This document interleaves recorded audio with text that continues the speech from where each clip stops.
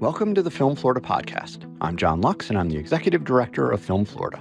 Before we get to our interview, if you're not already a member of Film Florida, please consider joining at filmflorida.org. Please also consider going to our website and donating $20.24 for our 2024 fundraising campaign. Visit the Film Florida merchandise page at filmflorida.creator-spring.com to purchase Film Florida t-shirts, sweatshirts, coffee mugs, and more. All merchandise proceeds go to the Film Florida Filmmaker Grant and Scholarship Fund. Jackson George is a Senior Vice President in Creative Advertising for Disney.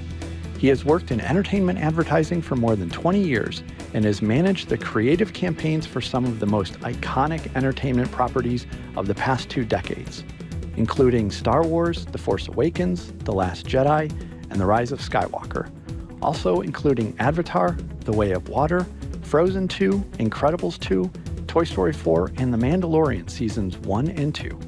Currently, he's responsible for creative advertising strategy and execution for all Pixar, Lucasfilm, and Walt Disney Animation Studios projects across theatrical and streaming, as well as creative strategy and management of the Avatar franchise. Previously, Jackson held positions at Universal Pictures, Overture Films, and InSync Advertising, where he led the theatrical campaign for Despicable Me, Bridesmaids, Ted, the Lorax, Walk the Line, Castaway, and Rocky Balboa, among many others. We talk about his career, some of his most memorable projects, his philanthropic efforts, and more on this episode of the Film Florida podcast. Here's my conversation with Jackson George. So Jackson, let's start at the beginning. Give us your origin story, your backstory. Where'd you come from? Well, I am from Pensacola, Florida, originally. I lived there my whole childhood and then went to the New College of Florida from 18 to 21. So spent a few years in Michigan when I was a kid, but for the most part, I was, born and raised in the state of Florida. And what attracted you to New College? New College was a place for, what it felt like was free thinkers and creative folks who had I think really just like a hunger for knowledge. Like that's the thing that really drew me to it, were the people I met when I was kind of visiting different places. It was a very self-determined kind of educational program, a lot of freedom to kind of develop really, really good, strong relationships with faculty members. Class sizes were really small.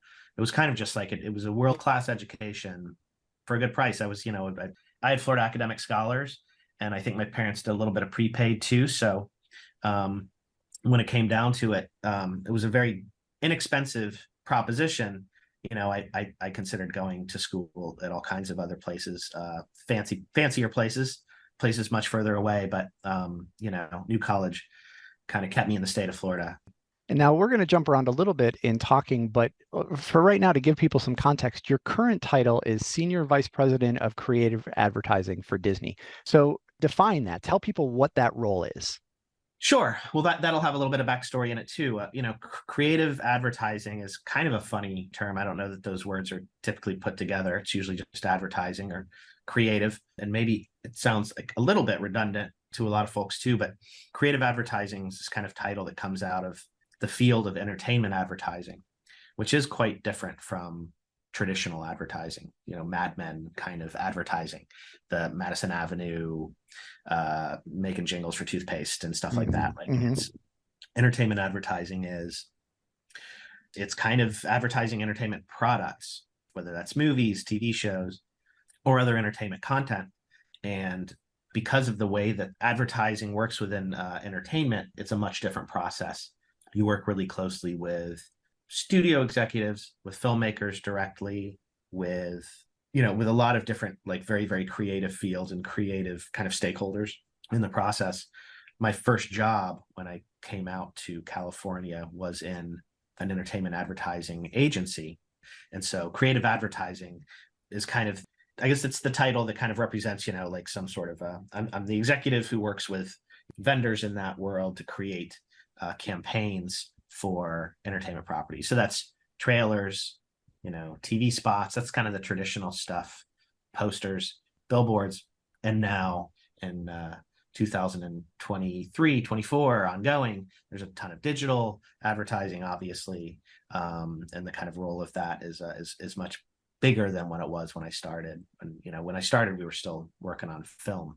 So was I.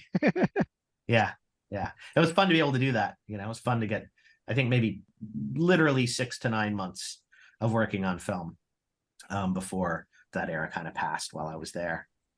You've been in this line of business for over 20 years. How did you find your way into this part of the industry? Well, that is also kind of a new college of Florida story. I was working for the Alumni Association post graduation, and I wasn't sure exactly what I wanted to do, although I was about 90% sure I wanted to go to graduate school. And I just finished writing a very involved thesis, and I was a little bit burnt out. So I decided to, take a little bit of time and do something else for a bit. I think I'd been to about every other state, not every other state, rather. I'd been to New York, I'd been to San Francisco, I'd been to Chicago, I'd been to Miami, I'd been to a lot of big cities, and Los Angeles was actually the one city I hadn't spent any time in. And I had a friend from high school who lived there, and so I thought, well, maybe I'll give that a shot. When I was working for the Alumni Association, in my stack of people to talk to, I kind of asked for some of the California ones so I could make some connections. And I called a gentleman named Smitty, one name, and he was an alum, and he'd been very generous with the school. So that was, of course, intriguing to me as a 21-year-old who was about to move to LA. And I talked to him for probably about an hour and a half on the phone. He wanted to know everything that was happening at the college, and then we had a really great conversation. And so, I did the drive out in a Volkswagen kind of thing from Sarasota, Florida, through Pensacola, Texas, across the 10 into LA. And my third day in Los Angeles, I went and I met with Smitty, and he asked me if I wanted a job as a runner, which pretty much just running packages around town. It was a small place though, so I had a lot of opportunities pretty quickly after that. But that was that was it. It was really a kind of an alumni connection from New College, actually. Interesting. Sometimes it's who you know, not what you know, right? Yeah, I mean, absolutely. Everybody has to find their foot in the door in some way or another. There's all kinds of jokes about nepotism and everything else out here, and they're real. I had no connection to Los Angeles. I called the right guy on the right day, and we hit it off. And actually, I think 2 or 3 days ago, he and his wife and my wife and I went to watch the Lakers play the Suns. And so we're still like super close and hang out all the time, work on projects together. Yeah. Well, people ask me sometimes, what advice do I have? And I always tell them, be at the right place at the right time, and then don't screw it up. That's the best advice I've ever been able to come up with through the years, because it is oftentimes of, just being at the right place at the right time, and then figure out how to make sure they don't ever get rid of you. Yeah, it's not easy. It's hard to get your foot in the door, or your hand or pinky or finger, whatever you can manage to squeak in there. But then, then it's all you. Yeah. Let's talk process a little bit. When you're just starting the creative campaign for a new project, what are the first steps? It's been different through the years. There's many different ways you can start the process. Movies come in all shapes and sizes, and TV shows. And sometimes you get something that's already finished or completed or close. Sometimes you start working on these projects at the script stage. You're thinking about kind of what feel like the big ideas, what feel like the kind of engaging, exciting, interesting, relatable, whatever, the ideas in the script. And then you're kind of watching dailies as they come in, really just kind of like the raw footage that comes in, and try to see how that stuff may kind of match up with what you're thinking, or maybe it gives you some new thoughts and you kind of shift your thinking. Sometimes you start really early, sometimes you start later. It really depends on the project. But the first thing is, you whatever that first piece of material that you kind of engage with, you kind of start to just feel it out. I think really what's interesting to you, what feels fun, interesting, engaging, different. And then from there, you start to chase those paths and figure out how you can kind of, start to bring materials to life. Yeah. Now, at Disney, you have guided creative campaigns for some very familiar titles: Star Wars, The Force Awakens, The Last Jedi, The Rise of Skywalker, Avatar, Way of Water, and among many others. I know all projects are like kids, of course, and you love them equally, but do you have a particular campaign that stands out in your memory as something special or very close to you, and why is that? Yeah, they are like kids. One of the things that's great about this work and something I love about it so much, and one of the reasons I keep doing it and still have a lot of passion for it, is that every one of them is different and they all pose different challenges. And so every day is a little bit different, depending on what you're kind of working on. So they all have, ups and downs and things that are great about them and things that are really hard. I'd say a few. I mean, I think Star Wars The Force Awakens was certainly an incredible opportunity and kind of like such a beloved property and such a highly anticipated project, even, before the first frame was shot. So I think working on that one was huge. Also being able to work with your idols Hmm. in this business, which is so fun. And getting to work with Kathy Kennedy and meeting George Lucas and getting to work with J.J. Abrams, as well as all of the execs here at Disney who are very, very passionate about the film. That was a big one. And then also just there's so much excitement in so many different places that you might not have expected. There were a lot of celebrities, businesses, things well outside of just the movie making process who were interested in this movie Hmm. and wanted and were kind of happy to be involved in the kind of greater marketing project of kind of bringing it to bear. So in the process of that movie, I found myself in a lot of rooms where I was kind of looking around and kind of pinching myself and saying, I can't believe I'm in the room with all these people. Hmm.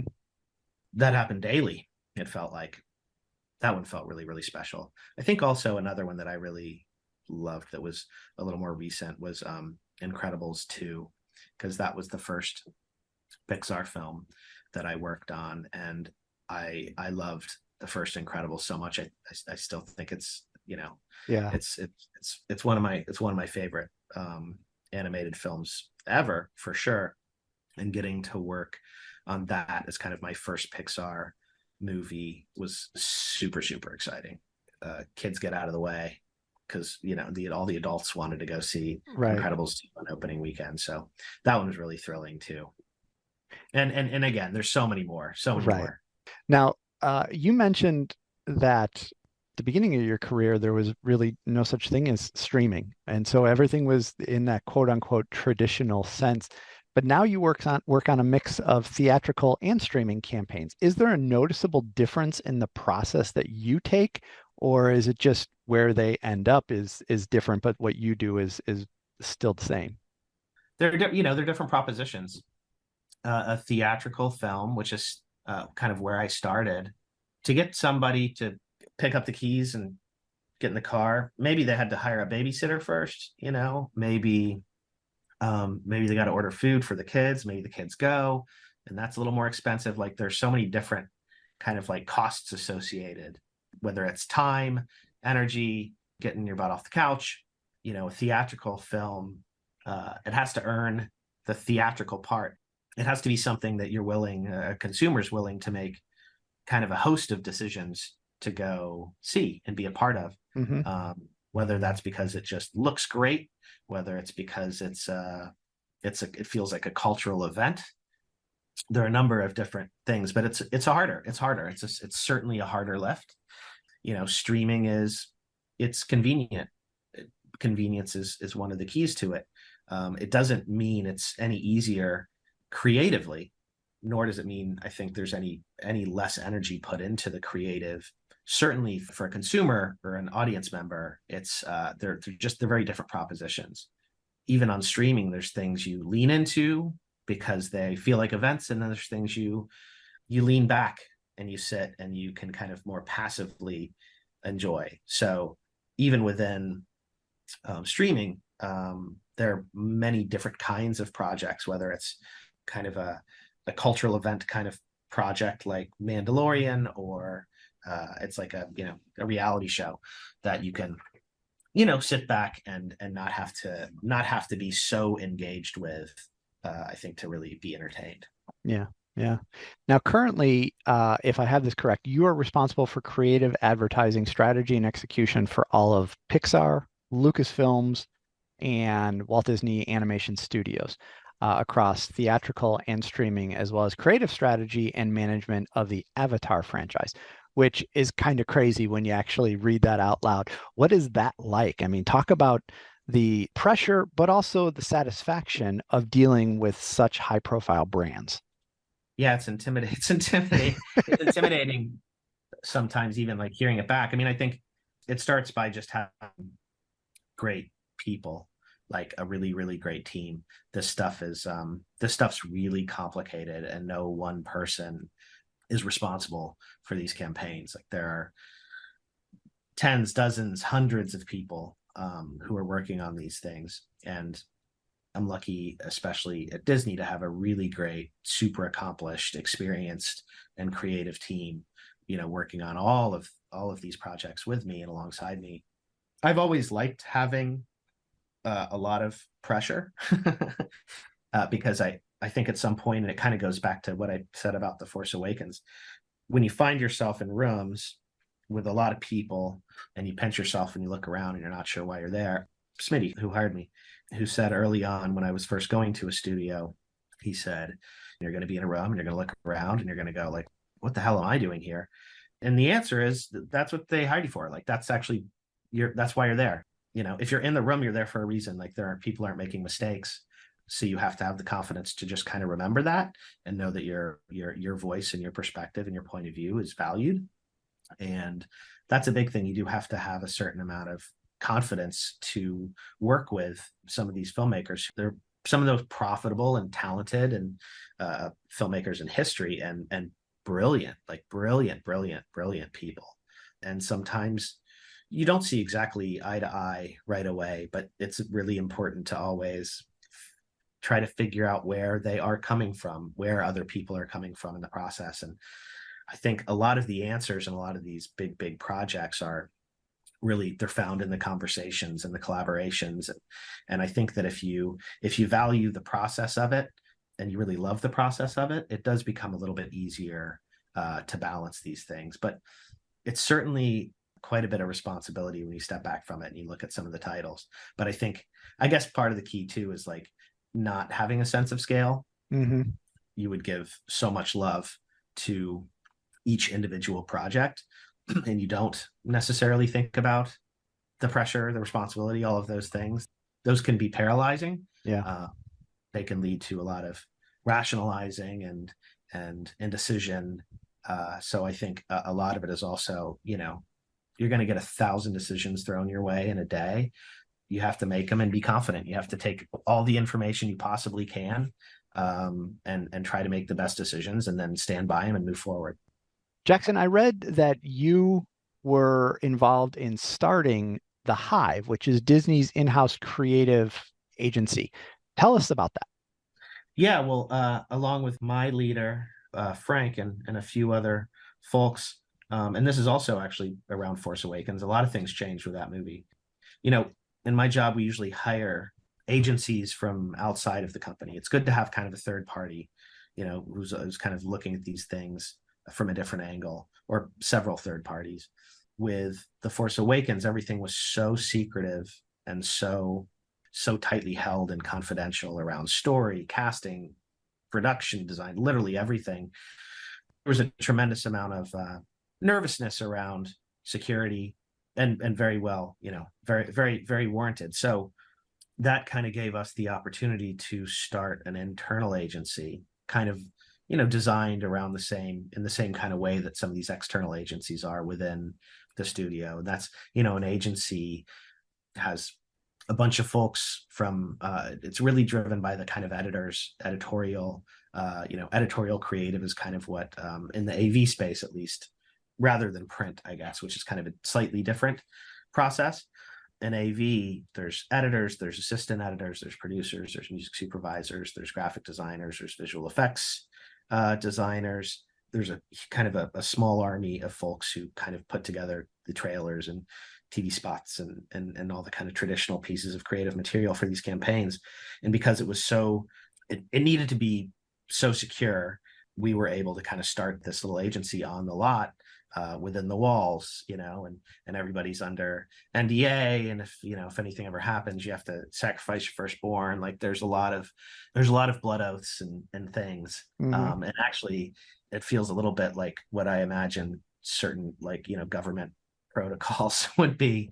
Like 5 people can know this thing or that thing, and like it's really really really tight and secure. So we were able to start the Hive and make the first kind of Star Wars materials with that internal agency, really hiring some of the best folks in the whole business, because everybody wanted to work on it. So Yeah.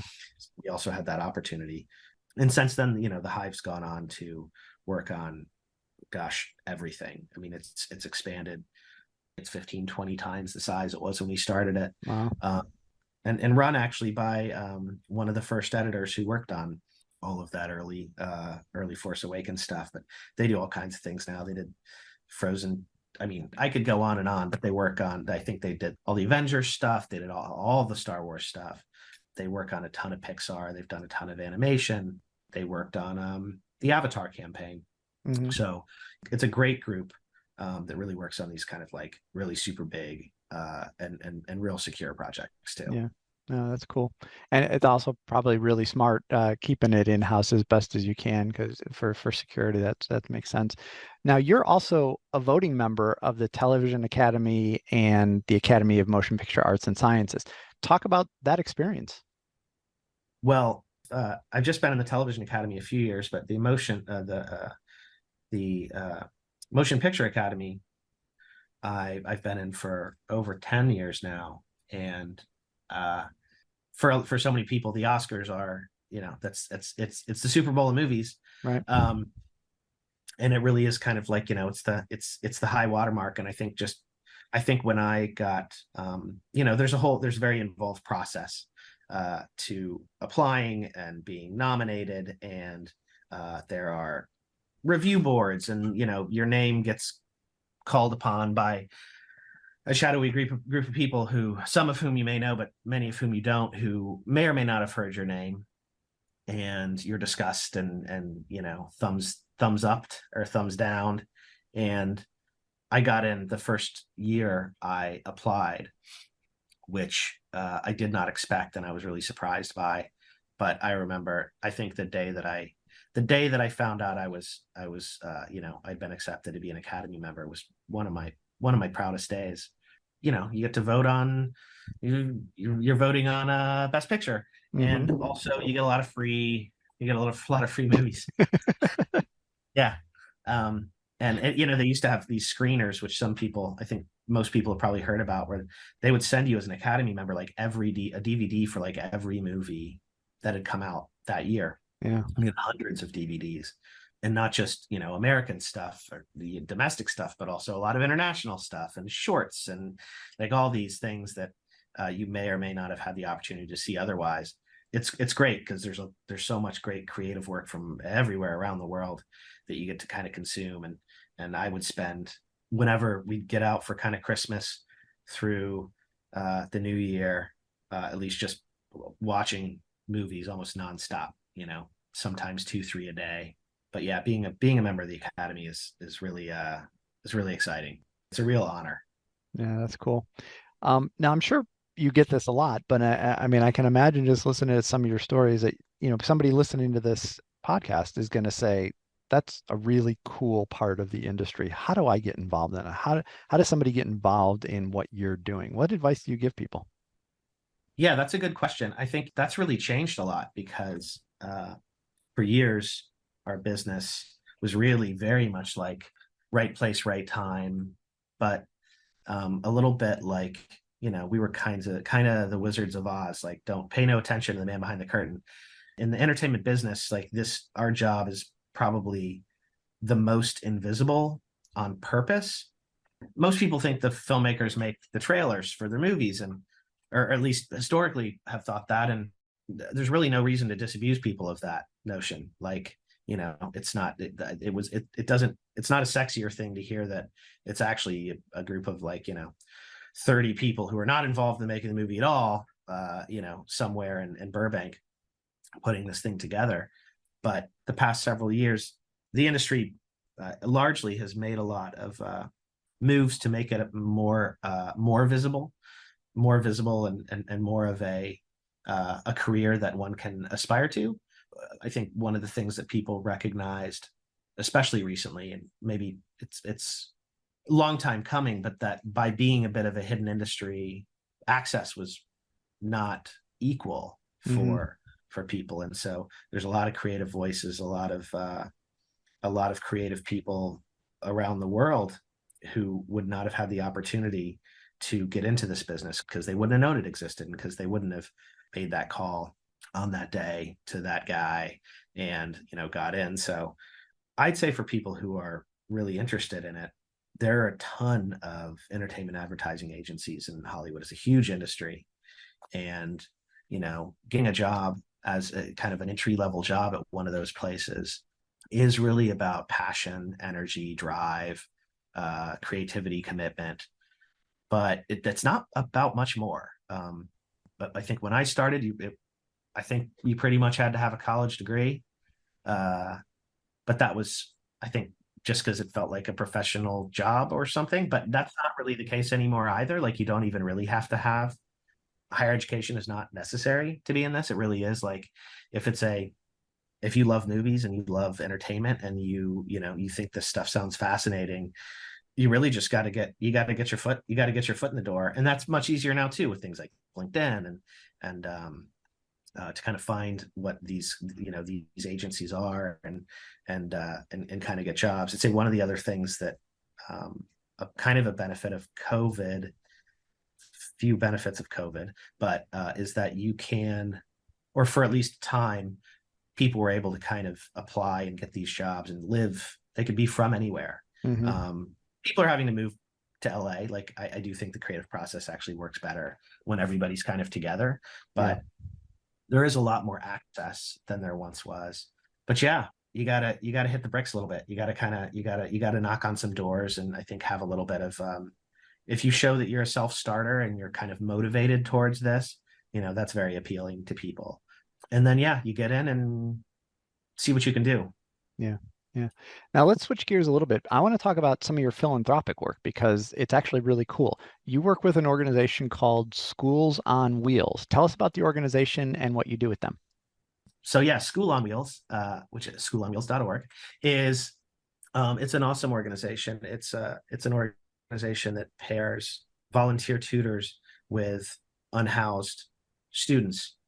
It started in Los Angeles, but now it's students across Southern California. Obviously, the kind of like the homeless problem in Southern California is significant, and people rarely think about the kind of the kids who live in these situations, and there really are kind of a heartbreaking amount of them. When I first met my wife, she was a tutor for School on Wheels, actually, is how I first kind of came in contact with the organization, and I was super impressed by them. And I thought they were just kind of doing amazing work that's extremely difficult.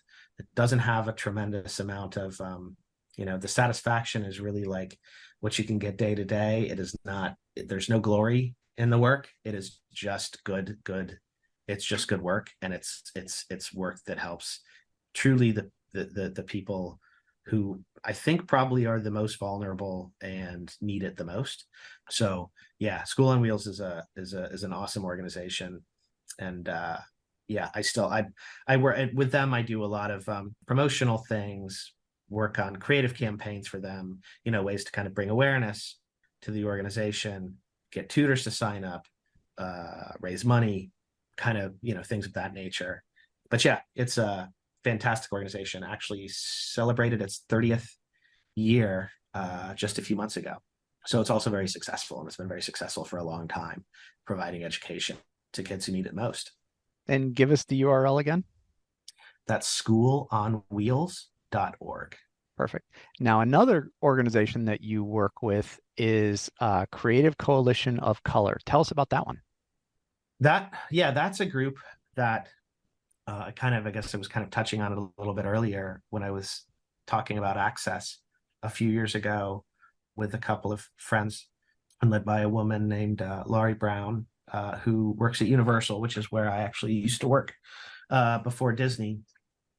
It's an organization that's kind of built to provide more kind of opportunities and pipelines for diverse talent in particular to kind of get into the industry, to kind of educate and find out about it, and then to have the opportunity to potentially get involved. It really has a lot to do with, I think, just showing people that this is a career in the first place.